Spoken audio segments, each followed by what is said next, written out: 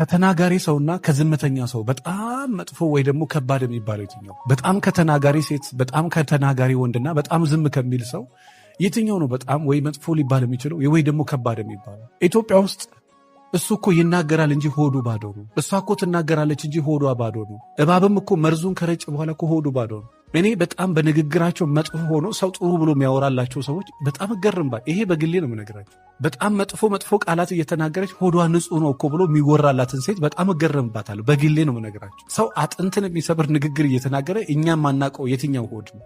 እንደውም እኔ አንዳንዴ ሆድህን ለእግዚአብሔር ስጠው፣ ንግግር ጣፋጭ ቢሆን ባይ ነኝ። ንግግር የማይሰብር ቢሆን፣ ንግግርሽ የማይሰብር ቢሆን፣ ንግግሯ አጥንት የሚሰብርን ሴትን በቃ እሷ እኮ ሆዷ ነው እንደ አፏ እኮ ነው ምናምን ትባላለች። የእኔ እናት እንደዛ ብሎ ነገር የለም። በጣም በንግግር ብዙ ሰው ቆስሎ ብዙ ዋጋ ከፍሎ ያውቃል። ብዙ ሴቶች ቆስለው ዋጋ ከፍሎ ያውቃል። ብዙ ወንዶች ቆስለው ዋጋ ከፍሎ ያውቃል። ንግግርሽ የተቀመመ ንግግር ይኑርሽ። በጣም የበሳለ ሴት ንግግር ይኑርሽ። የአስተዋይ ወንድ ንግግር ይኑር እንጂ እንደፈለገ የሰው አጥንት ከሰበሩ በኋላ እሱ እኮ ሆዱ ባዶ ነው መናገር ነው በቃ እንጂ ምንም የለበትም። ምን ይኖርበታል? እባብን መርዙ ከረጨ በኋላ በቃ ሆዱ ባዶ ነው። ይሄ በጣም ላለፉት ረጅም ዓመታት ስንሰማ የኖር ነው። አንዳንድ ሰዎች እሱ እኮ ውሸት ነው። እንደ ተናጋሪ ሰው መጥፎ የለም። ይቅርታ አድርጉልኝ።